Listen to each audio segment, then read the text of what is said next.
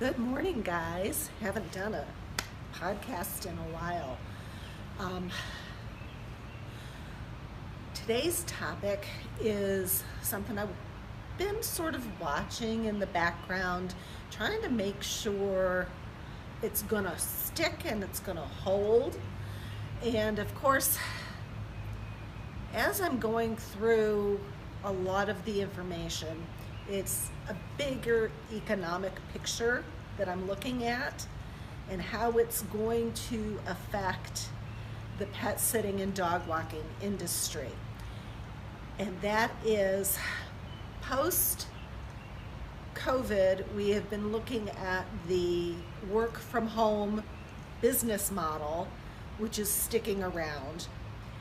And now they're talking about going to a 32-hour work week as being a full-time position, which ultimately means for those of you that are still doing dog walking, you've been impacted with the work from home model, and now you're going to be impacted with this 32-hour work week thing that is sweeping through the economy. And what that is going to look like for those of you that are still doing dog walking. And that means people are going to be working rotating schedules, more than likely. They're going to maybe work Monday through Thursday one week, and then the next week they're going to work Tuesday through Friday. So what does that mean for you? And how do you want to look at handling that kind of a flex schedule going on? The other thing to consider is if you're like me, where you're just specifically a pet sitter and you do not do dog walking anymore or never have done dog walking, the move to the 32-hour work week might be financially beneficial for you, because now all of a sudden people are having long weekends on both ends of the spectrum. So that might be a huge financial windfall for you if you're looking at it as we're going into it and start marketing to that prospect. So it really comes down to the economy is changing, the work-life balance is changing, the perception of full-time work is changing. We've got the work from home thing going on that doesn't seem to be dissipating. We have massive amounts of inflation happening. Even though the government tells us it's only 3%, we all know that there's certain aspects of the economy that are not included in that number. Things like food, rent, those aspects are not included in that number. So the inflation is actually a little bit higher. So there's a lot happening. The other thing that is happening that we need to be paying attention to, and it's going to affect us, is as this inflation lingers on, we're seeing in the greater economy, people are really struggling. And we're watching some of the credit card delinquency rates really go up. They're, in fact, do a little research and you'll see that they're actually parabolic. People are running out of money and they're running out of credit. So to be aware of that, and that should impact us from a marketing standpoint. And how you want to approach that is going to be different from everybody's business. I'm not a financial advisor, so I'm just a fellow solo sitter. So we're looking at a lot of this information and trying to figure out how this is going to shake out and how we're going to survive and remain profitable through this storm in the economy. And I think things are going to probably get worse before they get better.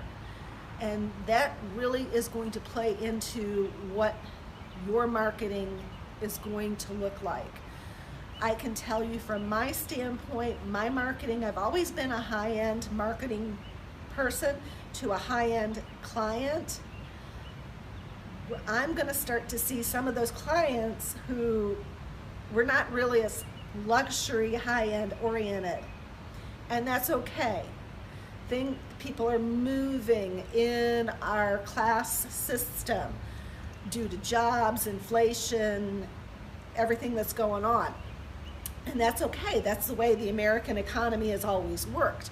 That's what the American dream has always been, is that you can go from lower class to upper class, and then you have to hold on to that, or you fall back down to middle class. So people move within that economy. So it's important to recognize that.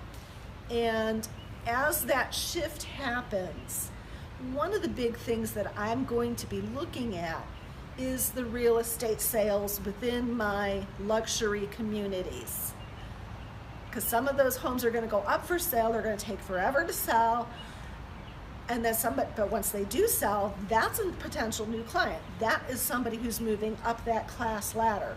So I'm going to be looking at that, and I'm going to be watching that. But as far as, this 32-hour work week thing